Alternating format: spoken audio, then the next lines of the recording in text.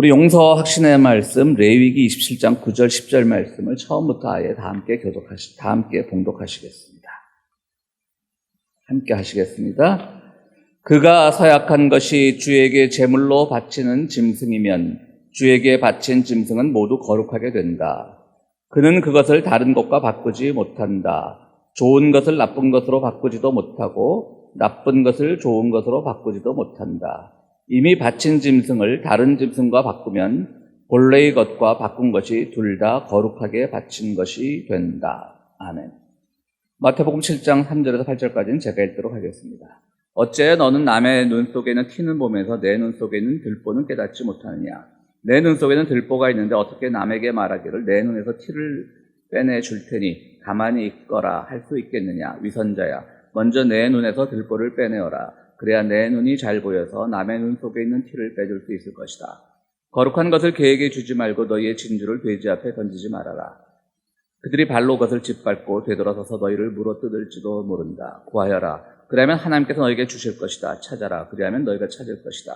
문을 두드려라. 그리하면 하나님께서 너희에게 열어주실 것이다. 구하는 사람마다 얻을 것이요 찾는 사람마다 찾을 것이요 문을 두드리는 사람에게 열어주실 것이다. 아멘. 오늘 구약성경 레위기를 읽었는데요. 참으로 레위기를 가지고 설교를 본문으로 삼는 오랜만인 것 같습니다. 왜냐하면 레위기는 참 재미없는 책입니다. 읽고 지금 이 현대 세계에 이것을 읽는 것이 무슨 의미가 있는가 싶을 정도로 아주 자세한 이스라엘의 음식 규정, 제사 규정 이런 것들이 많이 나온 책 아닙니까? 뭐는 먹어라, 뭐는 먹지 마라 이런 것들도 많고요. 거기에 대한 해석도 다양합니다. 고대 중동 지방의 그 광야 생활하면서 날씨가 안 좋으니까 빨리 상할 수 있는 음식은 먹지 말기 위해서 식중독을 예방한 그런 조치다라는 주장도 있고요. 또 한편에서는 그 먹지 말라는 음식들이 대부분 이방 종교에서 제물로 많이 쓰이는 것이기 때문에 야훼를 믿는, 여호와를 믿는 백성들은 그 같은 제물을 바칠 수 없기 때문에 어떤 것을 먹지 말라 이랬다는 주장도 있고요. 중요한 것은 이런 규정이 있는 것은 레위기는 복잡하지만 단순히 정리하면 어떤 광야 생활을 하는 자기들의 주님께서 약속하신 그런 새로운 땅으로 가기 위해 광야 생활을 하는 도중에 그들이 지녀야 될 공동체 규범을 다룬 책이라고 생각하면 됩니다. 그러니까 어떤 사람들은 레위기에 뭘 먹지 말라 그래서 오늘날도 그것을 먹어야 돼요, 먹지 말아야 돼요 라는 질문들을 던지곤 하는데요. 참으로 의미 없는 질문입니다. 그것은 그 당시 공동체의 기준으로 그들이 생각해서 이것을 먹지 않는 것이 좋겠다고 결정한 것이고요. 오늘날 세상을 살아가는데 오늘날은 냉장 시설도 좋고 우리가 다른 종교에 바치는 제물이라고 해서 못 먹을 일도 있고요. 사도 바울도 우상의 제물에 바쳐진 것도 먹어도 된다고 말했거든요. 근데 알고 먹으라 그랬죠. 그러니까 거기에 그 종교에 빠져들지 말고 먹을 수도 있는 거지 그걸 따지느냐 그런 것처럼 레위기는 그렇게 복잡한 규정이라기보다는 아주 공동체 규범을 지켜서 공동체의 안전을 취하기 위한 문서다 그렇게 생각하시면 됩니다. 얼마나 외롭겠습니까? 수십만 명이 광야에 생활하는데 정말 식중독이라도 걸리고 또 전염병이라도 걸리면 공동체에 큰 해가 되지 않습니까? 또 하물며 또 다른 이방 종교의 제물로 바쳐지는 것이라는 사람들이 또 흔들리기 쉽죠. 야, 저 종교 가면 다 먹으라 그러는데 왜 우리 게 까탈스럽고 그러? 라고 하면서 또 거기 갈 수도 있는 겁니다. 여러 가지 공동체의 규범 때문에 그렇게 하는 겁니다. 한국에서는 제가 이제 어떤 목사가 되기 위해서 교단에서 하는 신학교를 진학을 했는데 이제 세미나리 과정인데 3년 진학을 했는데 3년짜리를 진학을 합니다. 성경 시험을 입학 때 한번 치르고요. 3년제니까 1학년에서 2학년 올라갈 때 한번 치르고 2학년, 3학년 올라갈 때 한번 치르고 목사고시를 볼 때 또 한번 치릅니다. 저는 4번 다 한 번에 다 합격했습니다. 제가 왜 이 말씀을 드리냐면 그래도 명색이 신학을 하겠다라고 하는 사람이 있고 교회에서 앞으로 설교를 할 사람들을 가리키는 그 세미나리 과정에서 나오는 성경 문제는 레위기에서 먹지 말아야 될 음식을 적으시오 이런 게요.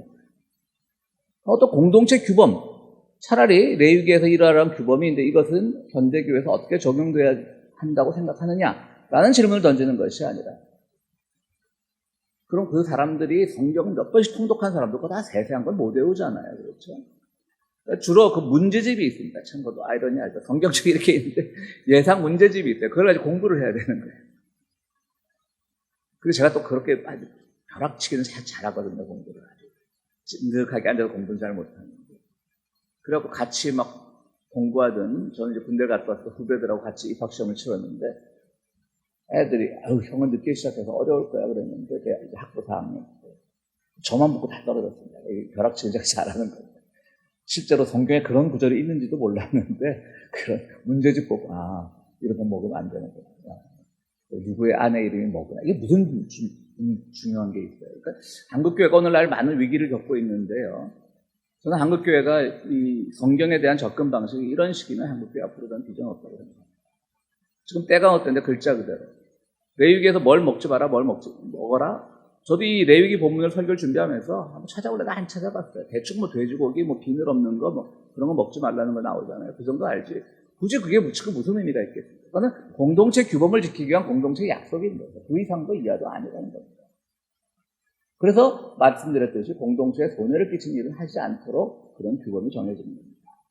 저는 요즘 생선회가 그 중에 하나라고 생각을 합니다. 한국 국민의 60, 70%가 반대를 하고, 그러니까 반대를 한다기보다는 두려워한다는 거죠. 그러니까 뭐 생선회를 먹어라 먹지 말라의 문제가 아니잖아요. 근데 자꾸 여론을 주도하는 사람들은 그렇게 하고, 누구는 생선회 먹더라. 그런데 그걸 비판해 막 그런 얘기를 합니다. 일본 사람들은 더 많은 사람들이 우려하고 있죠. 저도 솔직히 지난 주간에 생선회를 먹었습니다. 먹으면서 아직 후쿠시마의 그 해류가 한국 동해에도 가지 않았고, 여기 횟집은 대부분 한국에서 수입하는 거잖아요. 그런 걸 자기 정당화라면서 막 먹는 거예요. 하지만 저는 먹으면서 이건 꼭 생각하고 있습니다. 내가 이렇게 회를 먹고 굉장히 불안하지만, 이제 그래서 애 놀릴 수 없고. 그리고 예전 같으면 맛있는 거 먹으면 저도 SNS에 올리고 그랬는데, 적어도 회를 먹는 건 이제 올리지 않고. 왜냐하면 자칫 잘못하면 그것 때문에 우려하는 많은 국민들, 또 수산물 업자들, 이런 분들에게 내가 그들을 조롱할 수 있는 것이기 때문에 앞으로도 계속 먹을 겁니다. 횟수는 줄여나갈 겁니다. 제가 워낙 생선 요리를 좋아해서 안 먹지 못하겠습니다. 그래서 공동체 규범을 위해서 그것을 자랑을 하거나, 먹는 게 아무 이상 없어, 봐, 나 먹고도 건강하잖아 라고 말은 못하겠습니다. 방사능이라는 게 오랫동안 누적돼야지 문제가 되는 거 아닙니까? 이런 것들이 공동체 규범을 위해서 우리가 해야 될 일과 하지 말아야 될 일이 있는데, 무슨 사람들이 나서갖고 안전해 끄떡없어 그러고 먹방을 하고요. 심지어 일본에 파견되어 있는 주일 미국 대사라고 하는 사람은 후쿠시마까지 가서 먹고요. 그 사람이 먹으면 안전이 보장됩니까?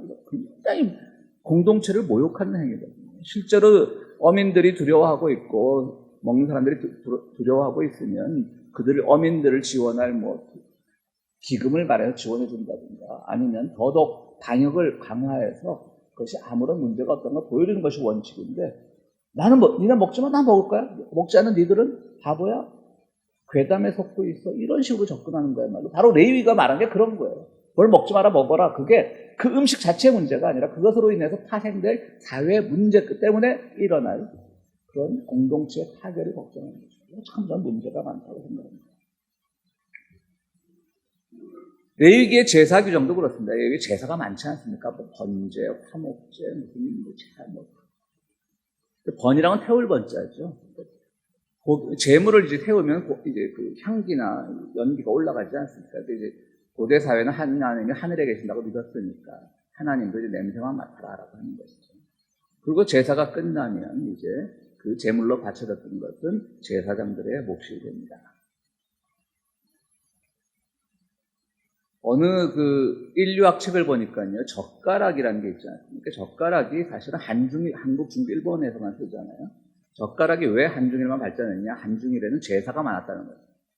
아무래도 숟가락보다는 젓가락이 음식과 닿는 부분이 적기 때문에 아주 경건하게 다룰 때, 깨끗하게 다룰 때, 그거를 이렇게 재물을 제단에 바칠 때 젓가락을 쓰던 것이 일반화됐다라고 하는 있거나 말거나 하는 주장이 있더라고요. 근데 이스라엘도 그렇게 제사가 많은데 이스라엘은 그런 젓가락 문화가 없습니다.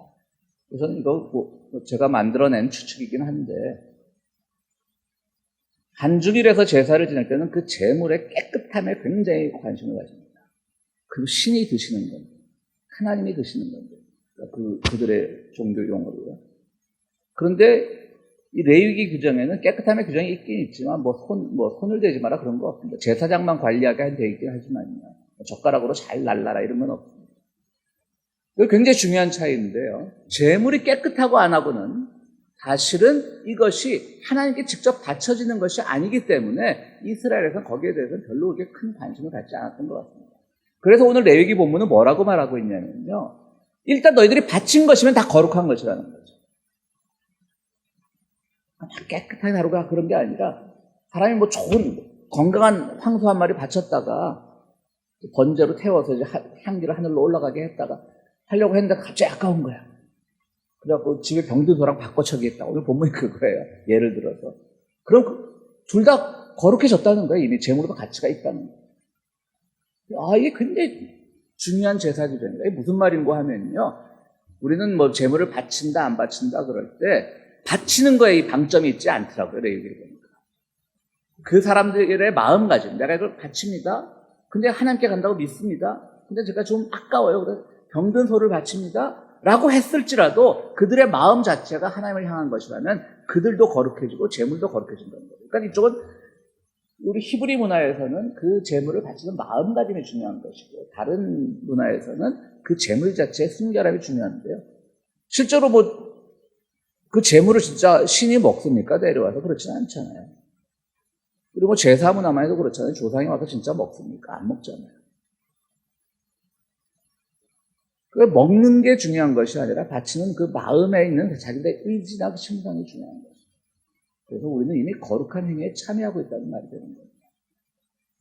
뭐 유명한 얘기지만 뭐 아시는 분들도 많을 것 같은데 왜 가톨릭 신부와 개신교 목사와 유대교 랍비가 모여서 그들이 하나님께 헌금을 바치는 방법을 의논을 하기 시작했습니다. 그러니까 천주교인들이 그러니까 가톨릭 교인 신부가 얘기합니다. 우리는 그 주에 들어온 모든 돈을 하나님 가지라고 올려보낸다. 가운데 선을 그어서 오른쪽에 오는 것은 떨어지는 것은 하나님께 이제 하나님의 사업을 위해 쓰고 왼쪽에 떨어지는 것은 뭐 교회 운영이나 인간의 사업을 위해서 쓴다.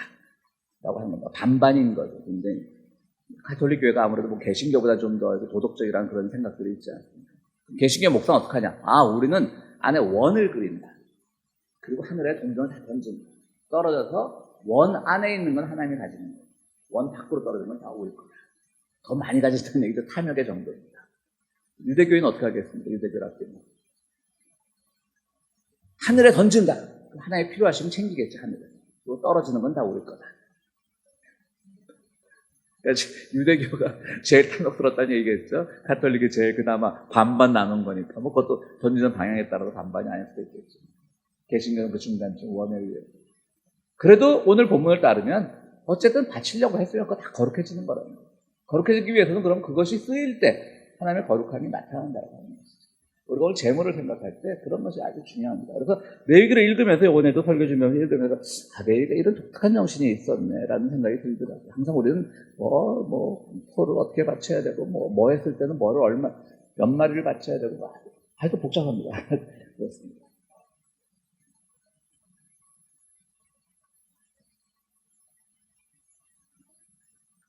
그러니까 재물의 상태가 깨끗하고 안 깨끗하는 것보다는 우리는 늘 우리의 마음가짐이 어디에 있느냐가 더 중요하다는 것을 말씀드리고 있습니다. 신약의 본문으로 넘어가겠습니다. 오늘 마태복음 말씀인데요.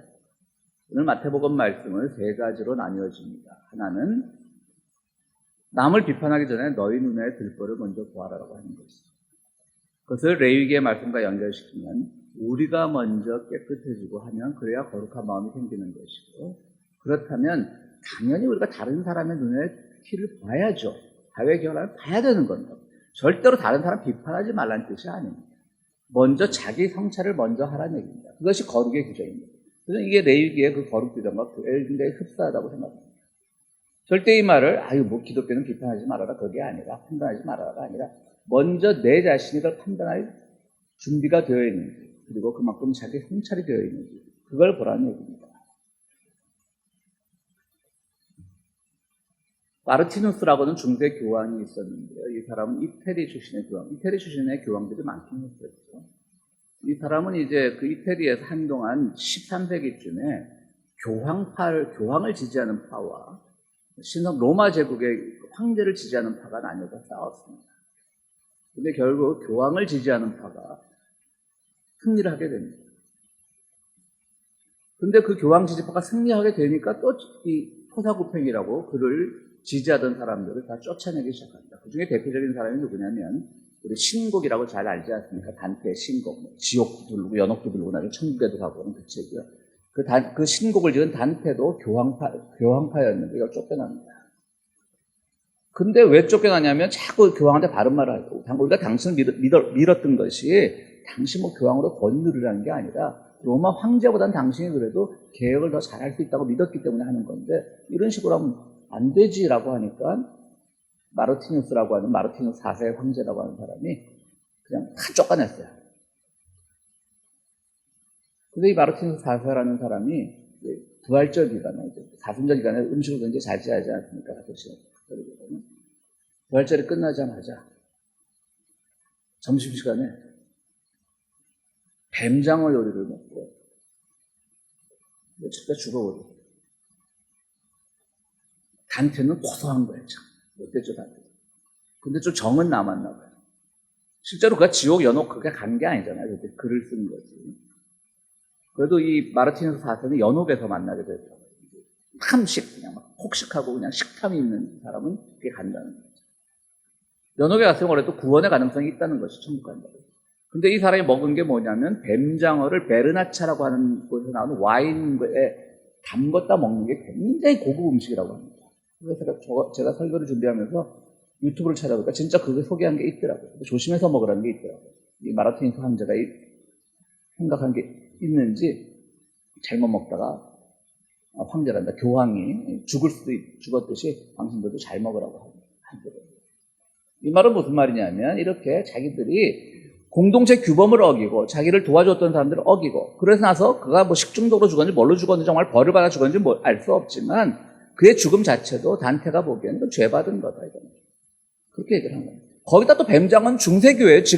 지금도 이렇게 뭐 레위기에 있는 음식 먹지 말라는 거 안 지킨다고 막 길길이 뛰는 그런 근본주의자들도 있는데 중세교회는 더 했을 거 아니에요. 그런데 교황이라는 사람이 그 베르나차의 와인에다 뱀장어를 담궈 먹으니까 식중독에 걸렸던 거죠. 그렇습니다. 우리가 모든 것을 볼 때는 늘 다른 사람. 그러니까 이 교황이 단테를 봤을 때는 얼마나 가짜 놨겠어요. 글이나 쓰들고 뭘 나한테 정치 자문을 하려고 그래. 라고 하면서 자기 성찰을 하지 않았던 거죠. 자기 성찰을 하지 않았기 때문에 그는 거룩한, 그땐 개신교도 생기기 전이잖아요. 가장 거룩한 자리, 인간 중엔 가장 거룩한 지위에 있는 사람이 거룩함이 없이 뱀장어 먹고 죽어버려요. 그러니까 우리가 다시 한번 말씀드리지만 남을 비판하지 말라는 게 아니라 비판을 하되 자기 성찰을 먼저 해야 된다는 거죠. 그것이 거룩을 유지하는 방법입니다. 오늘은 세 가지 주제로 되는데 세 가지 주제는 다 묘하게 연결이 되어 있습니다. 두 번째는 거룩한 것을 계획해 주지 말고 진주를 돼지에게 던지지 말라라고 얘기해요. 자, 이제 우리 거룩해졌습니다. 내 눈에 들보를 막 살피면서 자기 성찰했고 좋은 것을 얻었습니다. 뭘 얻었을까요? 나의 어떤 판단력, 나의 지성 이런 것들을 얻었는데 그것을 이상한 데 쓰는 거예요.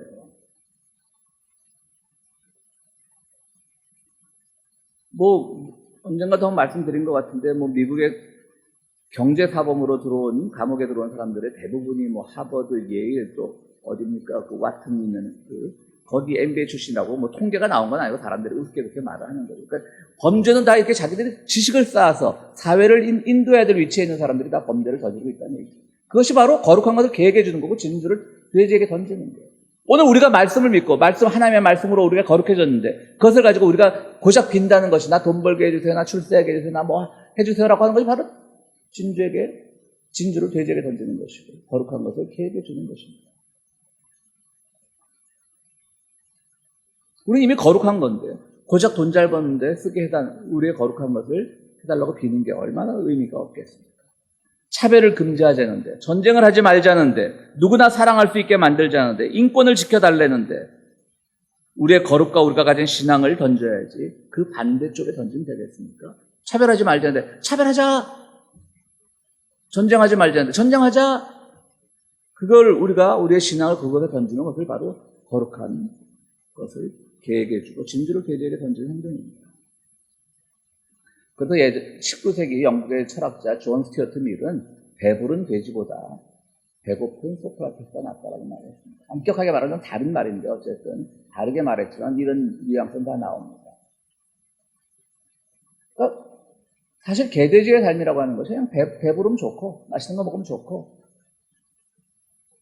행복한 일에서는 꼬리 흔들고 개들도 잘 뛰잖아요. 시무룩한 일에서는 쳐져 있고 그런 삶보다는 우리가 하나님의 자녀들인데 우리는 그런 삶을 벗어나지 않겠습니까? 이 존 스튜어트 밀이라고 하는 사람은 모든 행복의 권리는 개인의 선택에 있는데 그 개인의 선택은 바로 사회 공동체의 이익이 되는 선택을 해야지 그렇지 않으면 개인의 이익 선택도 다 무지한 것이 된다라고 말을 합니다. 그런데 존 스튜어트 밀의 제자들이나 그에게 영향을 받은 학자들이 잘못 해석해가지고 존 스튜어트 밀은 개인의 선택을 무한히 강조를 해. 이런 주장을 하는 사람들이 많아요. 어느 날 명문대학에서 경제학을 전공한 교수가 자기 아들이 자꾸 사법고시에 떨어지니까 이 책 한 권 읽어보라고 권합니다. 미국의 유명한 경제학자인 노벨상도 탄 사람입니다. 밀턴 프리드먼이 지은 선택할 자유라는 책이 있습니다. 밀턴 프리드먼은 바로 존 스튜어트 밀의 사상을 계승한 사람입니다. 선택할 자유 들어보면 누구나 개인이 선택할 자유 당연히 있죠. 그래서 사법고시 계속 떨어지던 이 사람은 아버지가 경제학자가 나한테 이 책 읽어보라고 했나? 보고 읽어봅니다. 그리고 어느 날 그 사람이 무슨 토론회에 나옵니다. 그리고 그 책에서 읽은 걸 인용을 해가면서 사람들이 놀랬죠. 저 사람도 책거리를 내? 아버지가 준 책 딱 한 번 읽었나 봐요. 한 번. 놀랬습니다. 그러면서 TV 토론에 나오고 부끄러운지 모르고 얘기합니다. 누구에게나 선택할 자유가 있습니다. 그렇기 때문에 가난한 사람들은 부정음식 먹어도 되고 불량음식 먹어도 됩니다. 유통기한 지나고 먹어도 됩니다. 여러분 기억하시죠? 바로 1년 전에 한국에서 있었던 일입니다. 어떤 사람이 누군지 말 안 하지 않겠습니다. 다 아실 텐데. 저도 교회에 있다 보면 라면을 끓여 먹고 하는데 약속 없을 땐 그러긴 하는데 가끔 다행히 제가 라면을 별로 안 좋아합니다. 그래도 먹을 거 없으면 먹어요. 그래서 안 좋아하다 보니까 사놓은 게 오래 지나서 유통기한이 지난 것이 있긴 한다. 근데 라면이라는 게 사실 항생제 덩어리고 방부제 덩어리인데 유통기한이 좀 지나면 어떻습니까? 그걸 파는 사람이 문제지만 그건 사놓고 내가 지나온 거니까 끓여 먹습니다. 그냥 버리긴 아깝기도 하고요. 라면.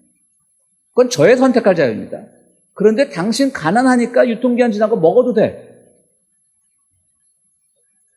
당신 가난하니까 그냥 주는 대로 먹어. 라고 하는 건 아니라는 거죠. 예전에 우리 교회 다니던 한 분이 샌드위치 샵을 하는데 가끔 홈리스들이 다 들어오면 샌드위치를 하나 싸준다고 합니다. 그런 거 홈리스들이 나 빼줘, 넣어줘 이렇게 한다고 합니다.